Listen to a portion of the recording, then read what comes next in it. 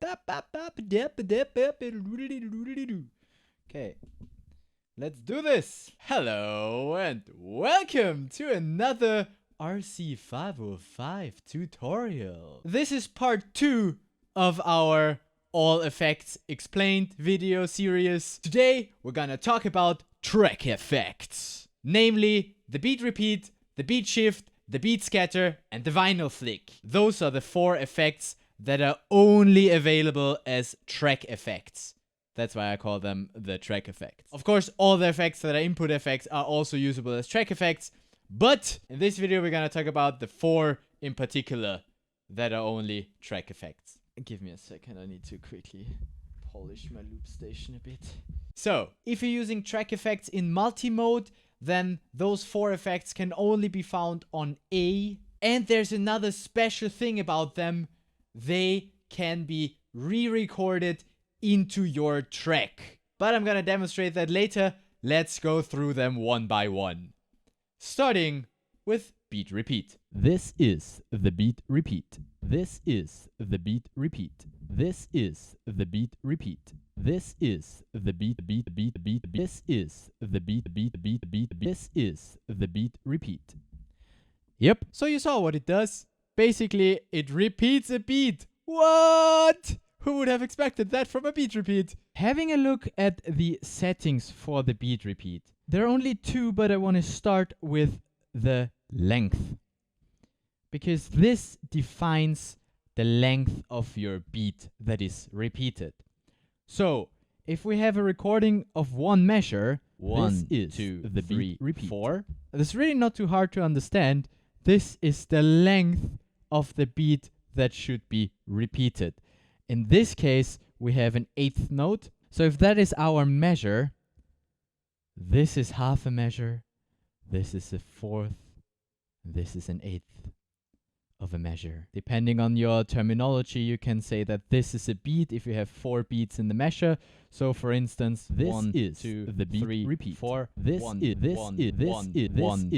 is the beat repeat. Understood? So it's the length of what is repeated. This is also the setting that is controlled by the track effect knob.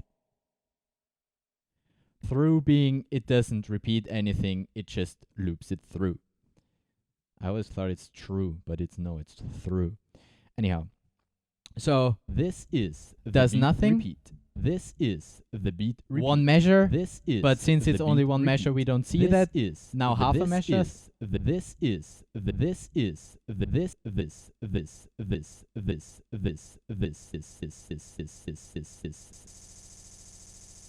and so on. So since it's a beat repeat, the only options we have here is actual beats. So measure, half, quarter, 8th, a 16th, and a 32nd. So we don't have any like third or dotted notes. We just have the multiples. Also interesting to note here, independent of when you hit the button, it will always adjust to the next length of this beat. Let me give you an example of what I mean by that. If I have the 1, 2, 3, 4, 1 and 2 and 3 and 4 and 1 and 2 and 3 and 4 and right. If I have the length of the one note, then it will always start at the beginning of the beat. Let me show you. 1 and 2 and 3 and 4 and 1 and 1 and 1 and 1 and so it stays on the 1, but it always starts on the 1. It doesn't matter when I press it. I can also press it at the 1 end. For instance, 1 and 2 and 3 and 4 and 1 end. 1 and 1 and 1 and 1 and 1 and 1 and. Now I pressed it at the end and it still goes back to the 1. So even if I press it in the middle somewhere, it goes back to the 1. If that wasn't clear enough, maybe let's step back 1 note so we have more time. So if I hit it, it will repeat 1 and 2, right? 1 and 2 and 1 and 2 and. And if I hit it at the next, it will repeat 3 and 4. 3 and 4 and 3 and 4 and 3 and. But there's no way for me that I could repeat 2 and 3, right? 1 and 2 and 3 and 4 and 1 and 2 and 1 and 2 and 1 and 2 and 1 and 4 and. If I wanted 2 and 3 and 2 and 3 and, it doesn't work because that's in the middle. I can't do that. 1 and 2 and 3 and 4 and 1 and 2 and 1 and 2 and 1. It will always start at the 1 because that's how it defined its half measures. It can only loop in half measures if I have this selected here. So that's one thing to consider. I hope that made sense. If not, let me know in the comments. And that's true for anything that you don't understand. Just let me know in the comments and I'll go into depth some more in a future video.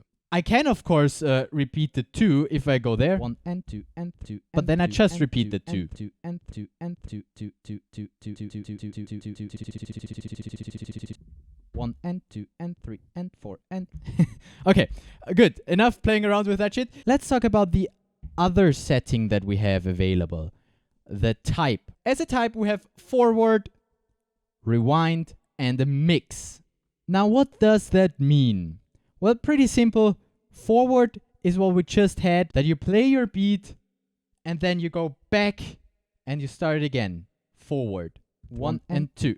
Right? Now, if we choose rewind, it will play it backward. So it will go 1 and 2 and then it will go back 2 and 1. But it will also play it backwards, which will sound like 1. Right? So as soon as you hit the button, it will rewind it, right? And 1 and 2. And since you don't really understand that, maybe it's better demonstrated if I just record a.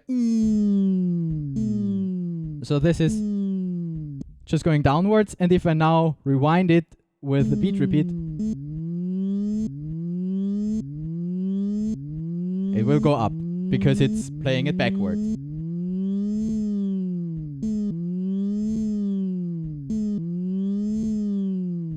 So if I wanted to play it once forward, once backward, I could be like... Or I choose the mix, because then it will do exactly that. It will go once in that direction and then back. So it will go...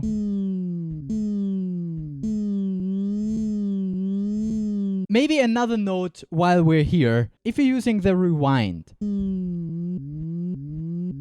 make sure that the length of your track, in this case, it is half a measure. Make sure that this is always at least as long as your repeat length. Because if I set my length to something that is larger than that, it will just kill the looper. Well, not kill it, but it will be overwhelmed with this track. Oh no, I don't know what to do. This is not long enough. I don't know how to play it backwards. And it will just take it out. And you definitely do not want that. So make sure that you always have something that is at least the length of your track. And for the mix, for it to go up and down, the length must be given, right? So it won't play me this once and twice because the track is only that long. So after each track, it will reset it. So after each measure, it will reset it. That's why at this length, you will only hear it go down. So it only always mixes the first part. Whereas here, here it goes the way and then it plays it backwards. Here it goes forward and backwards. Understood? Good. That's already everything when it comes to settings for the beat repeat. There's not much more that I need to explain here. Maybe use cases for it. I use it most in forward mode, and I think most people do. That's just nice in songs. You can just repeat a certain passage, either for all of the tracks or just for one particular one. When you hear a word like the beat. And another very common use case of the beat repeat is to prepare for a drop, you know, by selecting like a repeat, then going higher, higher, higher, and then drop. Yeah, let me quickly prepare for a drop. So the way you would go is, this is the beat. You set it to something like this. Repeat. This is the beat repeat. And then you go, this is the beat repeat repeat repeat repeat beat beat beat beat beat. This is the beat repeat. This is the beat repeat. This is the beat repeat.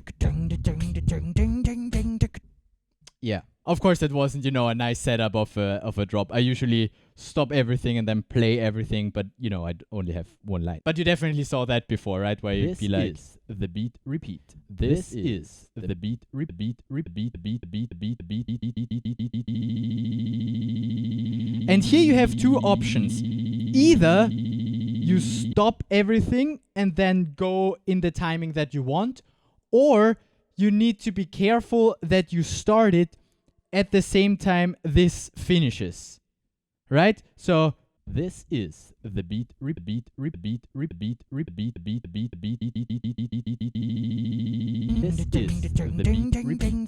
This is the beat repeat. This is the beat repeat. Dang dang dang. Exactly. All right, but I think that's everything that I have to say about the beat repeat.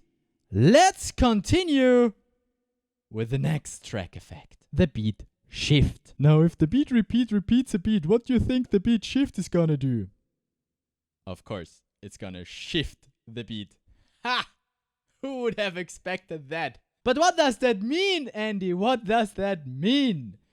Okay, let's say I have beats like... So I have 4 on the floor, 4 kicks on 1, 2, 3, 4. And then I put 4 hi-hats on 1, 2, 3, 4.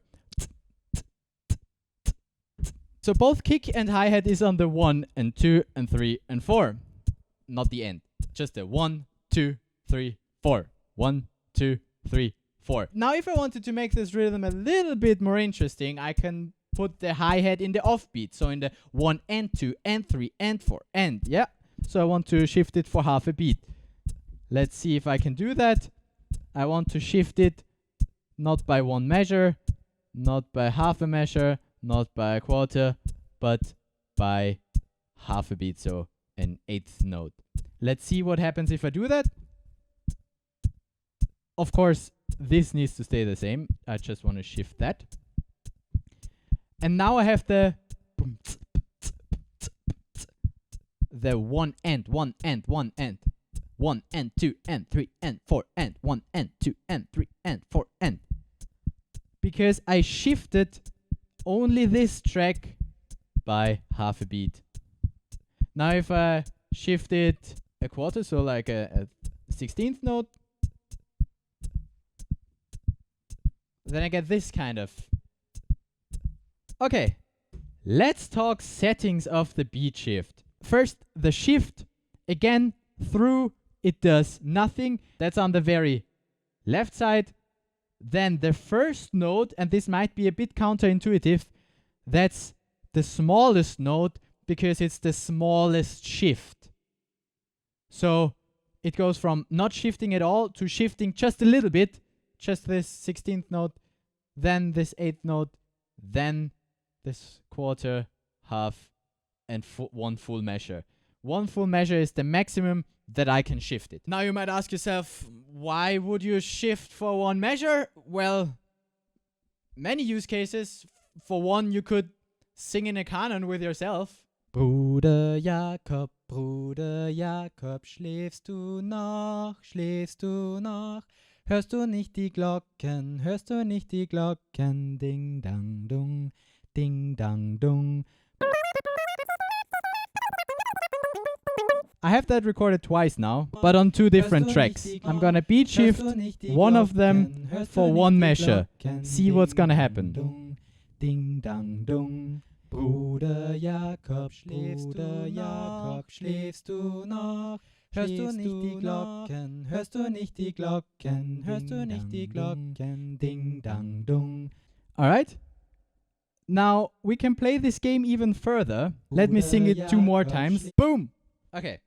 We can only apply it once, right? That's the problem. So I can't apply it here once, here once, here once.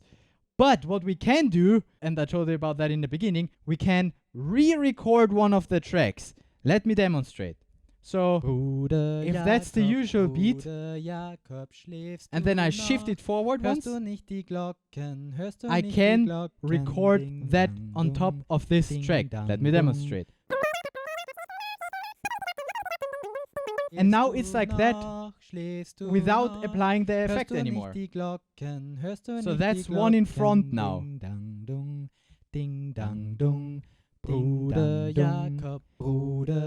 That's already a canon now, and I don't need that effect anymore.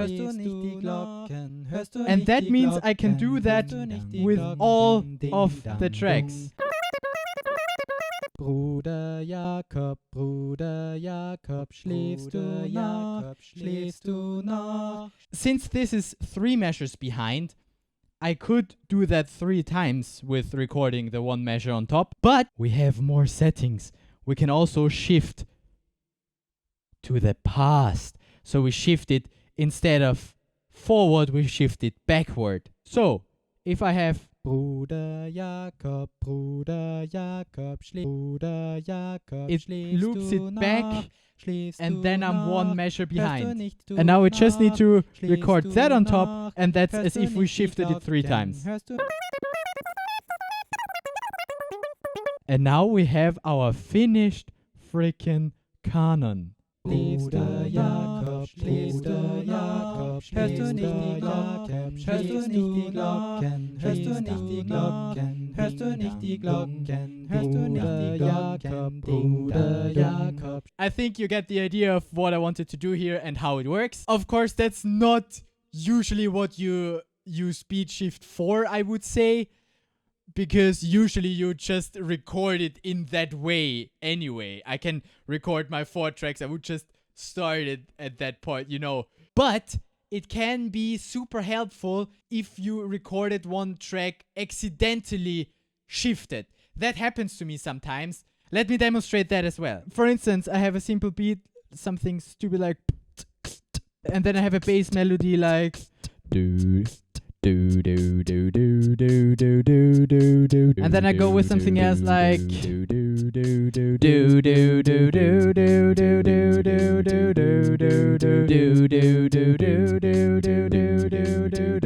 and that goes super nice together, yeah.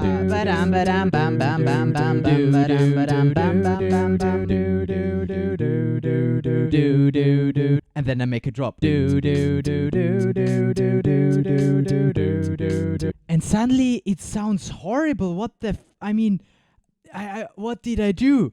What I did was, when I recorded this one, I started at the 3 instead of the 1. 1, 2, 3. Right? And as soon as I stop it, it will sync it and start both on the 1.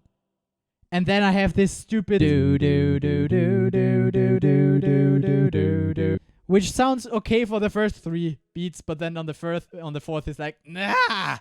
So what I can do now, I just shift this. So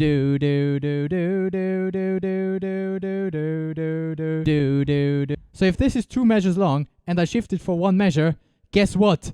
Boom, it's back to normal.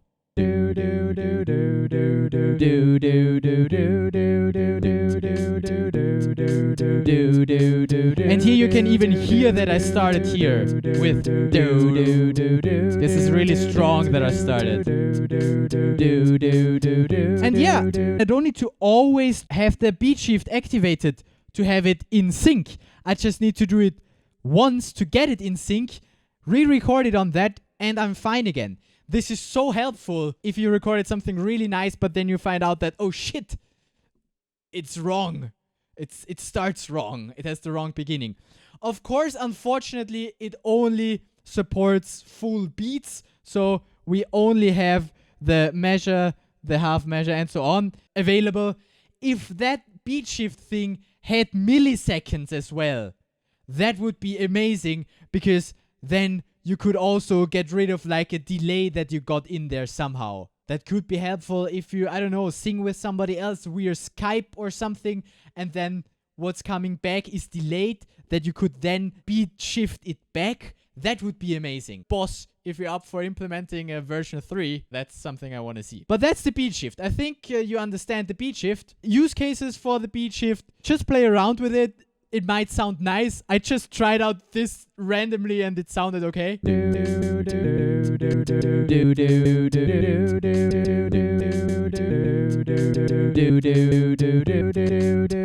As with the beat repeat, it's nice to incorporate that into your song, just to mix it up a little, get a little bit extra rhythm in there, delaying a sound. But I think I talked about it enough. Again, if you have any further questions, leave them in the comments. But for now, let's continue with the beat scatter. Also a very nice effect. It will just mesh around with your beats. So to demonstrate, let's sing something like, should have made it 4 meshes to be easier to explain. Anyhow, you'll understand it with 2 meshes. So this entire thing is 2 meshes again. 1, 2. 1, 2, 3, 4. 1, 2, 3, 4. Okay? Cool. Remember that. Now, beat scatter. What does it do? Again, there are only 2 settings, and I want to talk about the length first. Again, the length, how long is the part that I want to scramble about, right? In order to demonstrate what it does, I'm gonna select a length of half a measure, because that's 2 measures and that's a fourth of my entire track. If we split it in fourths, we will get something like this.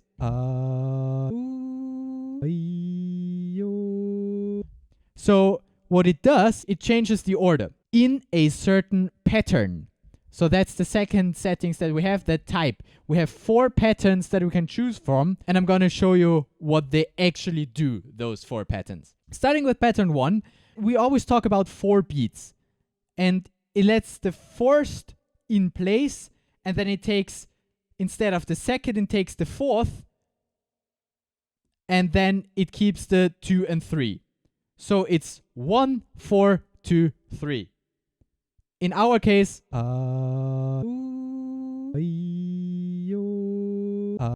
right? Now, if we were to take the length a little bit higher, it does the same thing, but on the half. So on the first half, on the I, so the 1 and 2, it always takes the first, so that's an A, then the fourth, which is an E, and then the second, which is an A again, and then the third, which is an E again. And if we go a bit further, here, it would only take a fourth. So in our case, it would just have because it takes the first part of the but then the fourth part of the which is also just an because that's the same note here that I sang. So it will keep the same, but still, it will scramble it around, but it will still be the same. Just you hear that it's scrambled a little bit.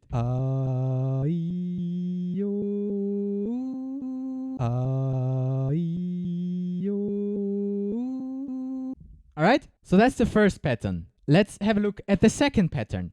That's similar.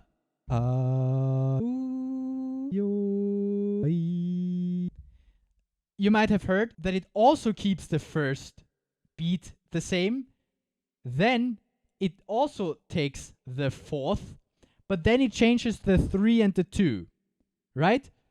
So it's 1, 4, 3, 2. And that's not all. Not only does it change it in that order, the 4 is also taken from the previous beat, so from the previous measure. To have a look at that, let's decrease my length. And then you will hear. Did you hear how it took the 4 from the previous beat to scramble them around? So they don't stay in that and that half anymore. You can hear it in the very beginning when it takes the U from the previous measure here. The second is already the U. Here, listen. You heard it? And that's the pattern 2. Now, pattern 3 is even easier to explain. Let's give it a listen. It simply takes the first and the second beat and then repeats them, first and second. So doesn't matter what's on the 3 and 4, it will always ignore that. It's always just 1, 2, 1, 2.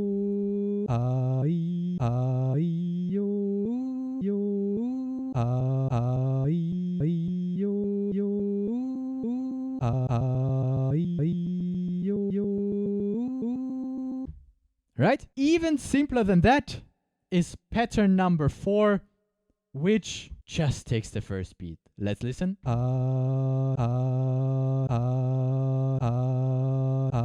And then, of course, if we change the length, then we change which one is the first. So